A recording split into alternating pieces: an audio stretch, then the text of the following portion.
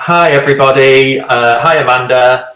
Hi, Chris. How are you doing? Thank you, everyone, for tuning in. Thank you for coming to Professional Beauty's Virtual Beauty Week. And this is our third session for today. So this is with Chris Halpin, who is Professional Beauty's social media editor. Anything you need to know about social, this guy knows it. Today, he's going to be talking about how to measure your metrics and how to build your salon success online. So he's going to be telling you about what to look for in your social media metrics, especially on Instagram and Facebook, and what to do with them to help you generate revenue. So, Chris, I'll let you take it away. Yes, so fingers crossed, you should now be able to see. I'll just play from start. So yes, hi everybody. Thank you very much for joining me and for being involved with PB Virtual Beauty Week. So this is all about, we're going to do a very quick very quick dive into Google Analytics, Facebook, Instagram Analytics, Twitter, all that kind of good stuff, and what you can look for and what you should be looking for in order to build up your business and see what there is out there and what you should be looking for. So first of all, why should people be using analytics? Now, this might seem like a bit of a simple answer, but actually a lot of people don't really know what they're looking for in terms of their analytics. Very simple to set up, and a lot of them are actually built services. So for example, with Instagram, with Facebook, it's really a couple of clicks away at most with a lot of that. Even if not, you can use things like a lot of the website builders. If you're looking at Google Analytics, all that kind of information, it's very simple to put that in. There's usually an easy setup service, so you don't have to worry too much about that.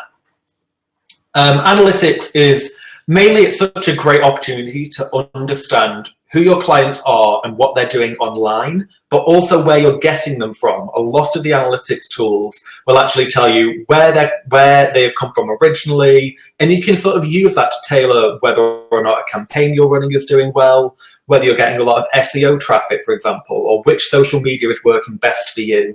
So there's some really good tools out there, and it's just such an easy way of finding that out without having to do lots of sort of intensive surveys or all that kind of stuff. It's also a really good tool to understand what kind of content is good for your audience. So you can see when they're engaging with your posts and what kind of images or videos, what kind of stuff is working for you there. It's also really good. A lot of them tell you when is a good time to post. And that's mainly what I'm going to be talking about today. That's the key metric that I think is really important to look at. Because I think a lot of people, there is a lot of information out there online that tells you when you should post on social or what kind of content and when that should be going up. A lot of it is stuff that you can learn from your own analytics, and that means that it's personalized to you. And many people probably are already using analytics, and you're probably sat there thinking, well, I check my Instagram analytics every now and again. Honestly, I think that isn't enough. You need to be looking at this on a constant basis. And that's not saying that you need to be glued to it every minute, but have a look at it, at least a couple of times a week. And especially if you're going through a period of growth. And I think right now, obviously, I think a lot of salons are doing more online. Obviously, we're not able to have salons open. So people are starting to look at the digital and what they can do there. Now is a really good time to get on top of analytics. So make certain that you're constantly looking at it. As you're adding more data, those analytics are changing day by day. So keep an eye on that, and let's have a look at some of them now. So let's start off with your Instagram Insights. So Instagram Insights, they're available in the app. All you have to do with that is just go to your menu. So in the top right-hand corner of your Instagram page, that's what it should look like. You'll have all the options. Insights is right there. Now, one thing that you do have to keep in mind with Instagram Insights is that you must have a business profile.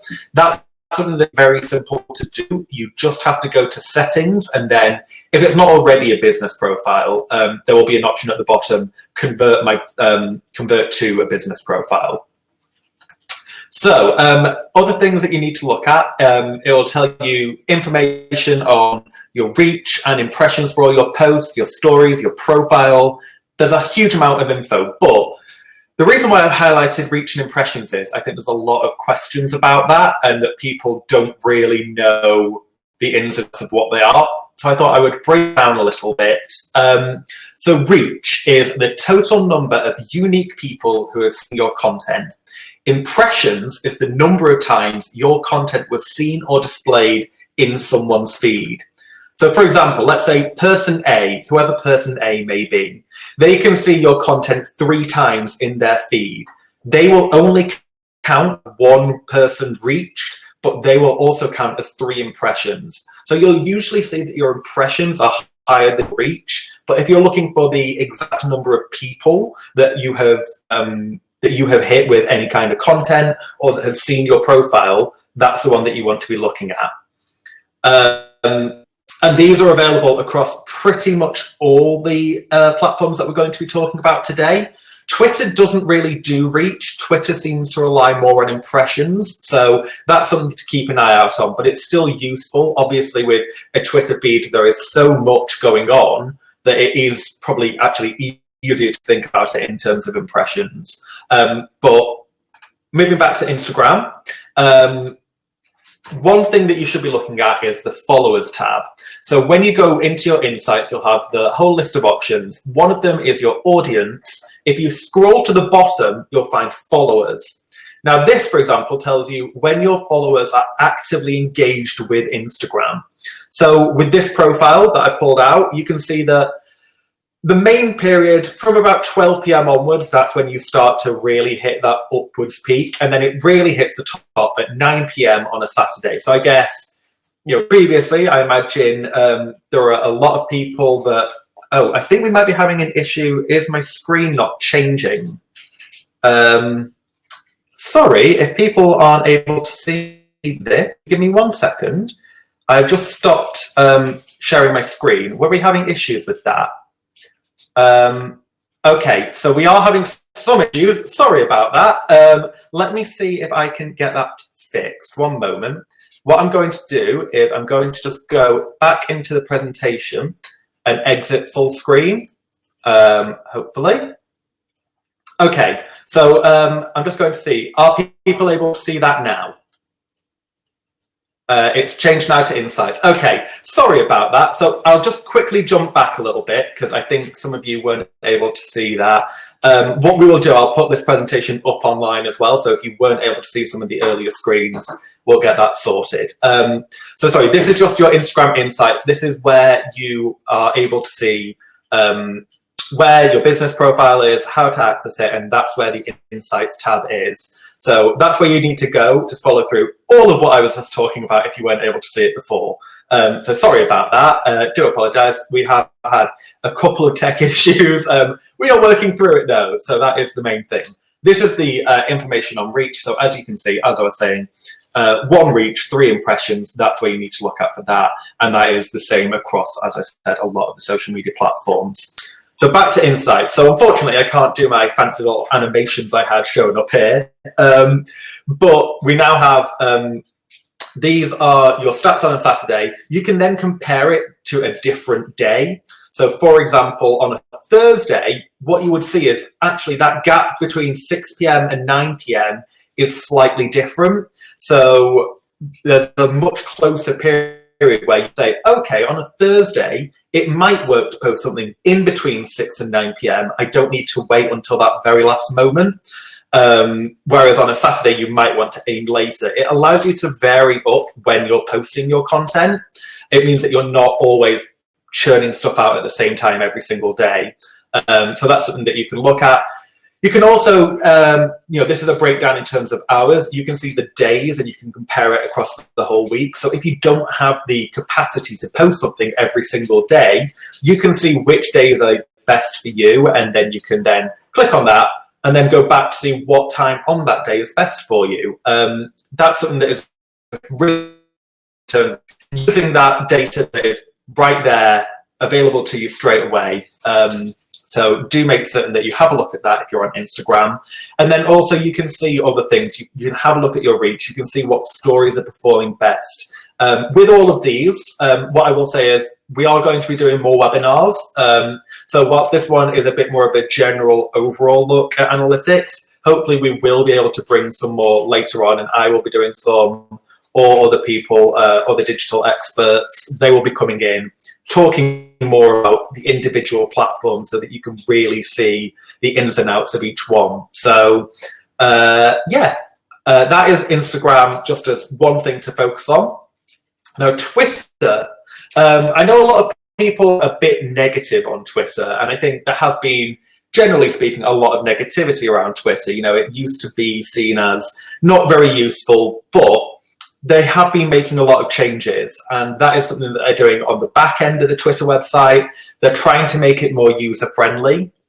So what they've done, they've actually removed some features from Twitter Analytics, but now they've introduced a new service, which is the Twitter Studio, and they're adding new features to that. So whereas before with Twitter Analytics, you used to be able to see a lot more info on your, you know, what kind of other content they were looking at on Twitter, what their interests were. It would even tell you things like who is their mobile network carrier. So there was quite a lot of information there, and I guess they were probably a bit wary that they were sharing too much information. So I think as part of the whole, we're much friendlier now, they've cut some of that back. It's a little less, it wasn't shady in the first place, but you know, it was a bit odd to be sharing that information.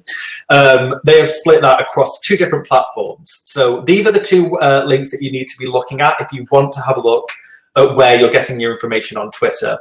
Analytics.twitter.com gives you all the stats on your top tweets and your engagement rate. So that breaks it down based month by month, or you can look at ones over the last 28 days, 7 days. All that information is there. That was the original platform, and that was where all the sort of audience information was being hosted to begin with. The new one, the Twitter Media Studio, so that has existed for a little while, but they have started adding more and more new features, including when your audience is engaged. Another great new feature that it looks like they're launching with Twitter Studio is the ability to schedule posts on Twitter. So previously, you used to have to use an outside app such as Buffer or Sprout Social or HubSpot. You would have to schedule through that. Twitter are now finally offering that on their platform itself. So do have a look at that. And we're talking about how to keep your audience engaged. This is what it looks like at Twitter Studio. So this is a brand new offering that they put on there, and it tells you when your followers are watching. So it's very similar to what we saw on Instagram, but actually I think Twitter have gone into even more detail, and it's actually better than what Instagram is offering. So you can see, I think this is where Twitter are really trying to catch up and assert themselves back towards the top of the social media chain now. So you can see when over the last month, you can choose a month, you can choose 7 days, you can choose whatever period you want. I would say with anything like this, it is better to look at it over a longer period of time, because it gives you might have a flash in the pan where for some reason you get something that really is exciting on a Tuesday evening that takes off, but that might just be on that one day. It might be that Tuesdays don't work for you generally. So I would always say, have a look at a longer period of time on any kind of analytics software that you can, just to give you a much clearer image so that you're not relying on some slightly skewed data. With this one, what you can see is, for this profile, for example, Thursdays, you have a very narrow window of when you have the highest engagement. So for that, it's between 9 p.m. and 11 p.m. on a Thursday. On a Sunday, for example, there's a much wider span of when you can post a tweet and when people are engaging on Twitter. So that's something that you can look at and see, oh, okay, maybe we can put more information in across that. We don't have to rely on, only posting towards the evening.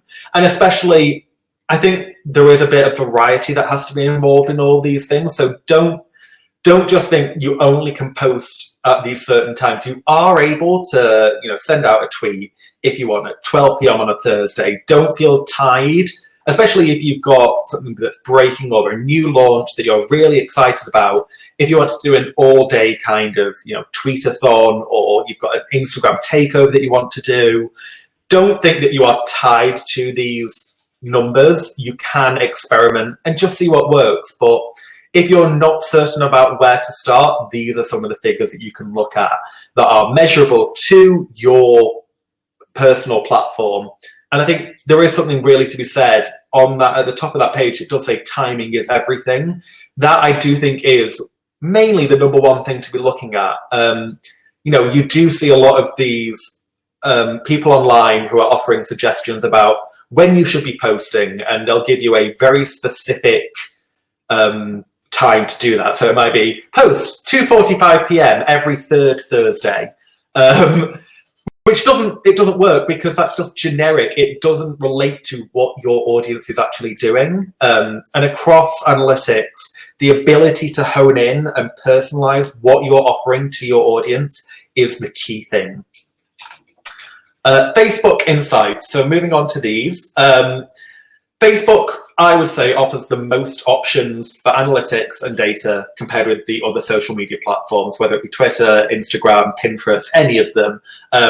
Facebook has so many options. As you can see, they're all down the left-hand side of that image. So you can see things like a general overview. You can see when your likes are coming in. You can see what actions were taken on your page. Were people sharing? Were they liking?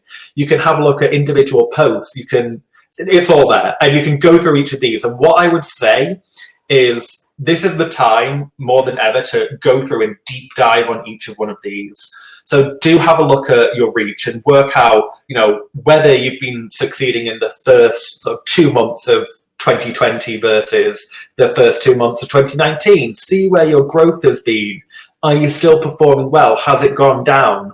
Obviously now is the time to do that, so that when salons are back open, you are able to take advantage of that, and you're really able to see what content has been working and hit people hard with that when we're back open, help generate more business. But also it's useful now just to keep that going up until that point.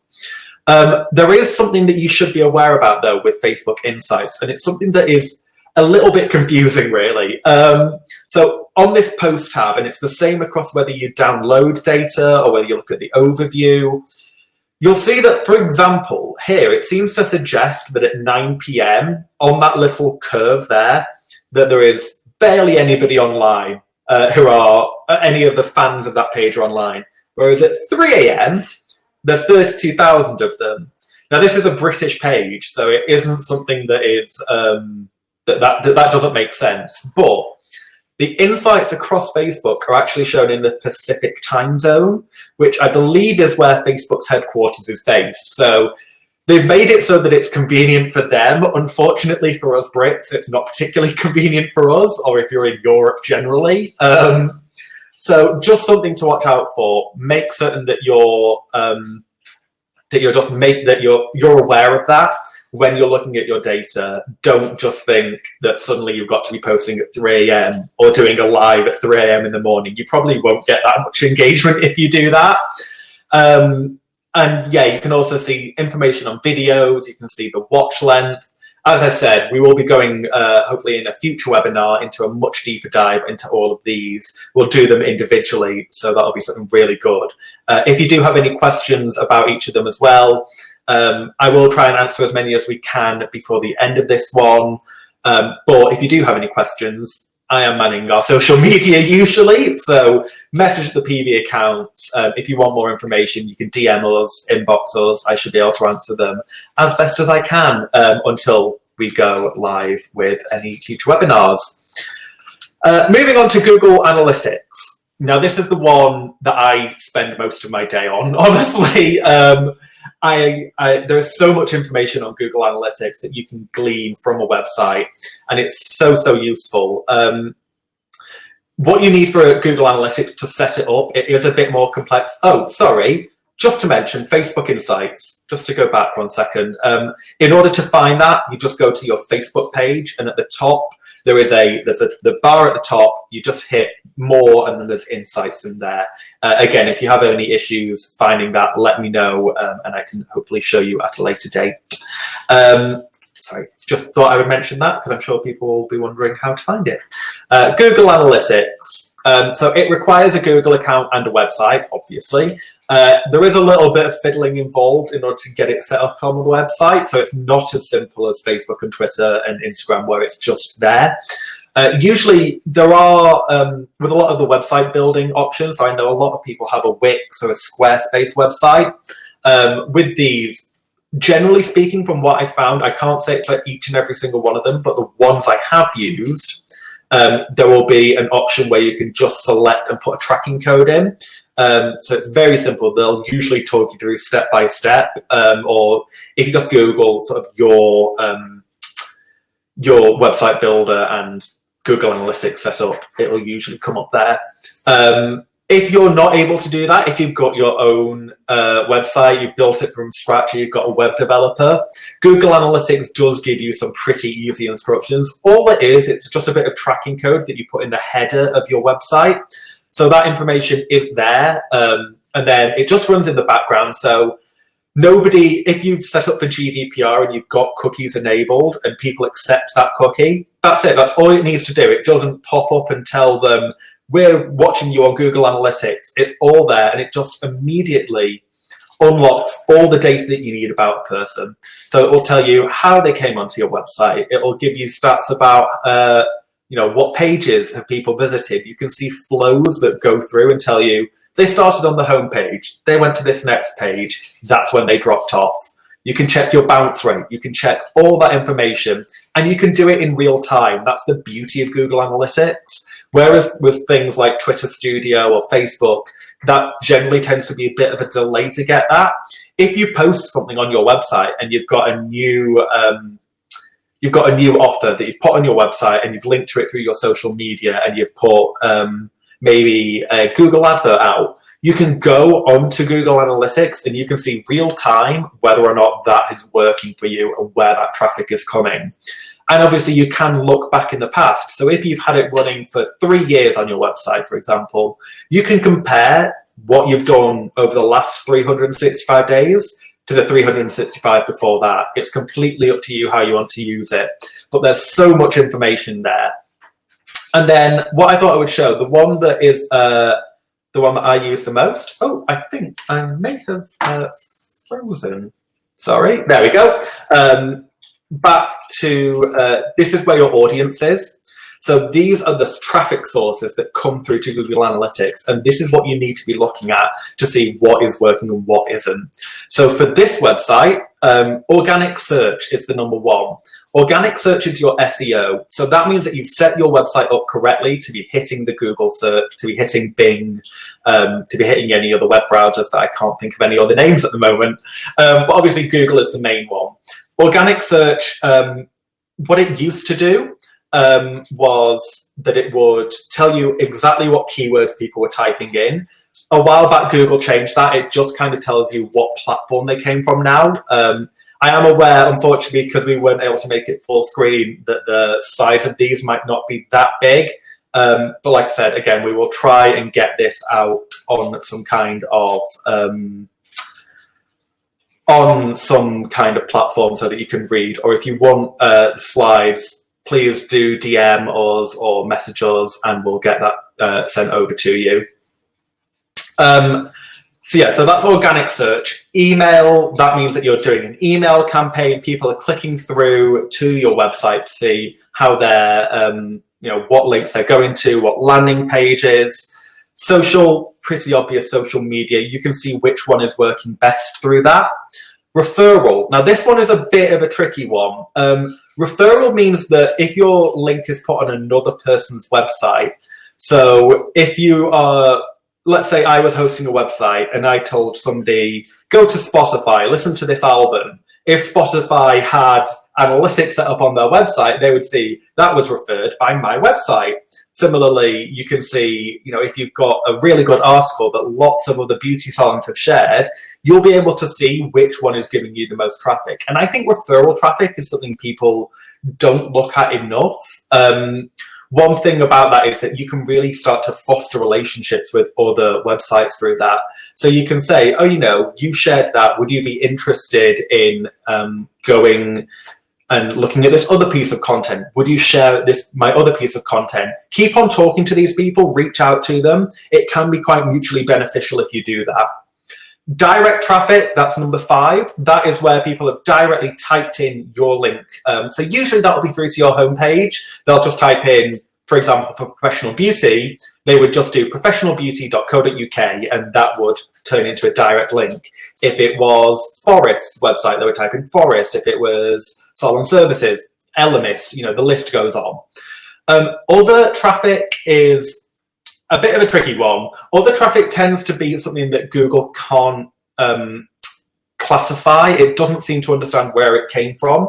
It can also be if you've put too many tracking links into your link, though. So usually that will happen with people where they've put a link somewhere. They want to see whether or not it got that kind of it got traction. So you might. It's a bit hard to explain. Sorry about that. It's just a bit of a tricky one. So have a look at that. You usually won't get a lot of traffic from other. It will usually be very minimal numbers. I have seen a few times where social media sometimes falls into other, though. So it might be that your social isn't set up correctly. Have a look at that. Just see if you do have Google Analytics, whether or not that's working. And the final two are paid search and display. So if you've got Google AdWords set up, if you're searching for keywords, if you're doing search keywords, which is when you see the ads at the top of a Google search, that's what that is. A display, that tends to be the images that you see at the side of a news website. So you usually see that on things like the Daily Mail or the Sun or the Mirror. They'll usually have some kind of display adverts. It tends to be through Google, but if they were getting traffic from that, it would appear at the bottom there. So, like I said, I'll be going through each of these at a later date. I do apologise that the screen size has been a bit of a faff throughout this. But if you do have any questions, I know that we do have some in the chat, I believe. But otherwise, thank you very much for dealing with the screen size and the issue. I hope you learned something at least from this. And like I said, we will be going through each of them a bit closer in the future. And any questions, do let me know through the Professional Beauty social accounts if you don't want to ask them now. But thank you. Chris, so that's brilliant. Thank you so much. It was such a brilliant and insightful talk. And I think we've had tons of questions come through from beauty business owners who are looking for your help and advice. So I might just start running through. That's okay. Amanda Lee has asked, can you recommend a social media content planner? So I would say Buffer is a great one. It's the one that I personally use for my social medias. It's really, really handy. It breaks down everything sort of app by app, and you can see when everything is scheduled. It gives you suggested times as well. So do have a look at that. You can pay even more with Buffer. They do have a free plan. You can do a paid plan, which actually gives you analytics on there. So anything you share through Buffer, it will then give you analytics on that. So that's another little handy tool. But other ones that I know are highly recommended, HubSpot and Sprout Social, they're the three that I know a lot of people do use. And Amy Sav has asked, how do we get to see all these analytics? So I think there's a couple of people asking where you were finding the Instagram analytics and where you were finding the Facebook analytics. Okie doke. So with Instagram, if you go to your Instagram profile, what I will do, at the top of any page, you'll have, I don't know whether you'll be able to see my phone screen. I was going to try and show it that way, but at the top of your profile page, there's the 3 bars that appear. If you tap that, that will bring up the menu. So it'll have your settings, archive. One of those is insights. If you tap that, that should bring up. The only thing people need to be aware of, you do need a business profile for that. So if you don't have a business profile, go into your settings and then set them up that way. With Facebook, it's very much the same thing. You go to your business page. At the top, you'll have your inbox, your page, messages, all that kind of stuff. At the top, there's also a button. It should say more, or it might say insights if it's just automatically there on your page. If you click that, if you click the more, there'll be an insights button there. So have a look there. Hopefully, if you do have any other issues, like I said, do DM us or let us know, and I might be able to show us some screenshots then. We have a question from Chloe, who has asked, do you think the peak times for our clients to be on social media will change during the current coronavirus situation with more people being at home? Definitely. I think that is something, like I said, it's why you need to be checking it constantly. I think people do look at it and then just assume that that's going to be consistent. Right now is the time that you need to be looking at it more than ever, because there are going to be people online at times of the day. Those numbers are going to go up and down, up and down. So do keep checking them, particularly Instagram. It's a nice visual one, I think, that one. So do have a look at that. And yeah, like I said, the only thing to be aware of with Facebook, it does show them in Pacific time for whatever reason. I have a question for you as well, Chris. Okay.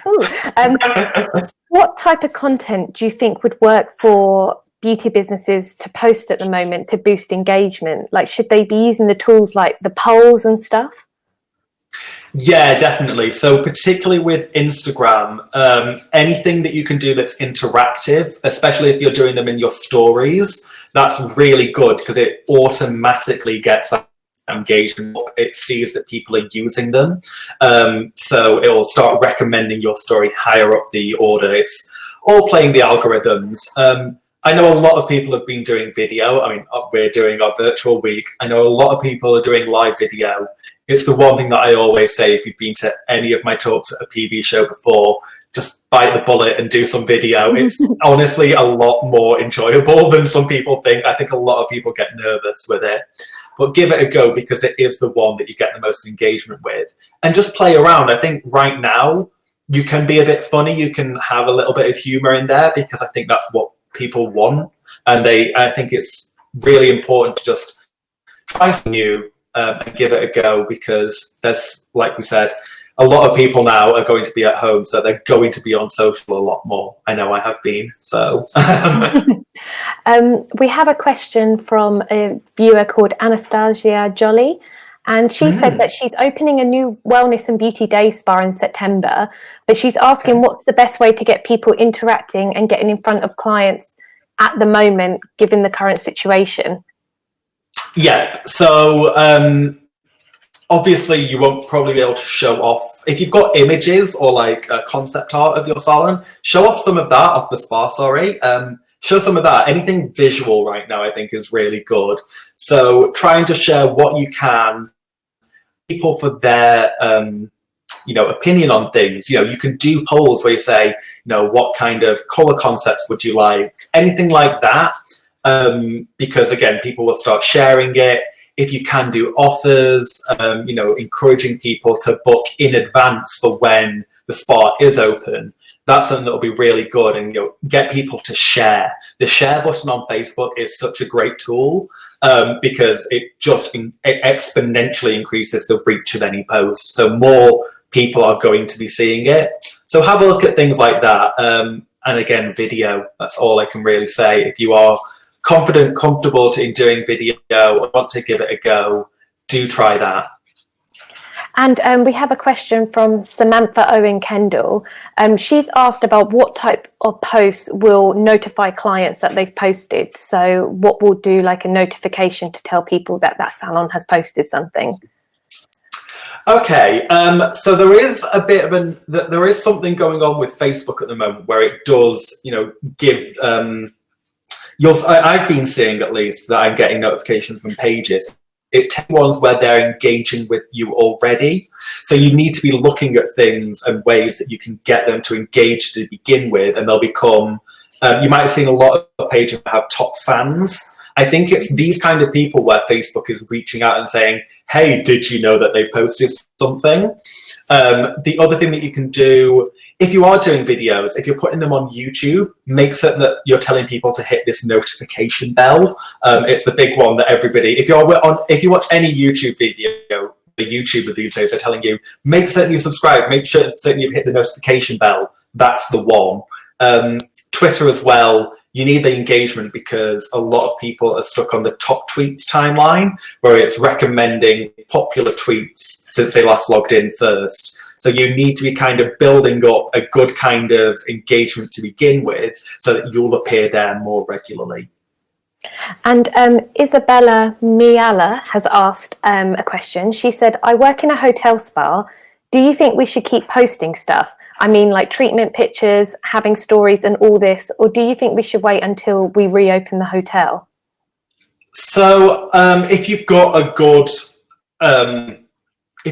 amount of them, I would definitely say keep posting them. And I think that you can be creative. Say, this is what we've got. Think about what you want to book when we're back open. I don't think that we can put everything on hold. And I think that if you do have the content to mix in with that, then I would say, keep a mix going. But I would definitely say do it. I know a lot of, on Instagram, for example, I'm seeing a lot of the nail artists are doing demos on themselves. And that's great because, it's still it's making certain that people still know you're there and that you will be there when we're back open. I think that there may have been sort of towards the beginning of last week, when obviously there was a lot of confusion and people weren't certain what was open, what wasn't. I think that might have been a time when maybe it wasn't the best time to put it because there was so much going on. But now I think that things have calmed down. We need to sort of have a bit of normality at this time. So I think having your usual content there is also nice. And obviously the platforms change so much, their algorithms and how much they recommend that you should post. At the moment, given the coronavirus situation with people being at home, how often do you recommend that beauty businesses should be posting on Instagram, Facebook and Twitter? So it's difficult to say because obviously we are still so new into this. Generally, I would say keep trying to post at least once a day on each platform, but I know that you're going to start having issues with content. People won't be able to put the same things up as they were. So what I would say is you can start reducing them a little bit. Maybe just look at what the best times are for your business using the analytics though. So if you are only able to do it once every other day, that is okay, but just look at what is the peak time for you on those days.